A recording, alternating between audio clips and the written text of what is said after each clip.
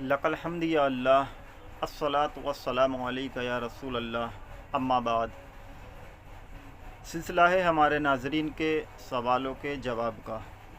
ایک بھائی نے سوال کیا ہے، وہ لکھتے ہیں کہ ہم اکیلے نماز پڑھ رہے تھے اور اسی نماز کی جماعت قائم ہو گئی، اب ہمارے لیے کیا حکم شرع ہے؟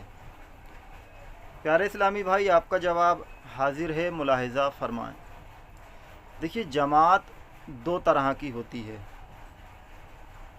ایک جماعت مستحبہ ہوتی ہے، یعنی وہ جماعت جو مقرر شدہ امام پڑھاتا ہے، یعنی جس طرح مسجد میں امام مقرر کیا جاتا ہے تو ایسا امام جو مقرر شدہ ہو، وہ جو جماعت قائم کرتا ہے اس کو جماعت مستحبہ کہتے ہیں۔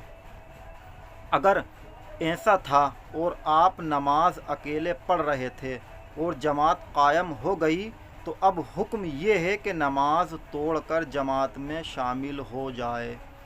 یعنی اگر ایسا تھا کہ امام صاحب بعد میں آئے اور جماعت مستحبہ یہ شروع ہو گئی اور آپ اپنی پڑھ رہے تھے تو اب حکم یہ ہے کہ آپ اپنی نماز توڑ کر جماعت میں شامل ہو جائیں، کیونکہ جماعت سے نماز پڑھنا یہ واجب ہے۔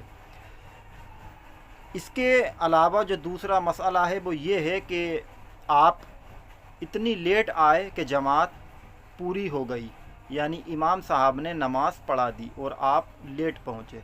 آپ نے وضو کیا، اس کے بعد آپ اپنی نماز پڑھنے کے لیے کھڑے ہو گئے۔ اب اتنے میں دو چار لوگ اور آئے اور انہوں نے جماعت قائم کر لی، تو اب آپ کو یہ اختیار ہے کہ آپ چاہیں تو اپنی نماز اکیلے ہی پوری پڑھ لیں یا آپ چاہیں تو توڑ کر اس جماعت میں شامل ہو جائیں۔ لیکن ہمارے علماء نے لکھا ہے کہ بہتر یہی ہے کہ اس جماعت میں بھی نماز توڑ کر شامل ہو جائے۔ حالانکہ اگر وہ جماعت میں شامل نہیں ہوگا، اس والی جو بعد میں دو چار لوگوں نے قائم کی، تب بھی وہ گنہگار نہیں ہوگا، کیونکہ اس میں اس کو خود اختیار دیا گیا ہے کہ وہ چاہیں تو خود اپنی نماز اکیلے پڑھ لے یا چاہے تو توڑ کر اس میں شامل ہو جائے۔ یہ جماعت مستحبہ نہیں کہلاتی۔ ہاں، جو پہلی جماعت ہے جس کو جماعت مستحبہ کہا جاتا ہے، اس میں ہر صورت جو ہے اپنی نماز توڑ کر جماعت میں شامل ہونا ہے۔ امید ہے کہ آپ کی سمجھ میں یہ مسئلہ آ گیا ہوگا۔ واللہ تعالی عالم بالصواب۔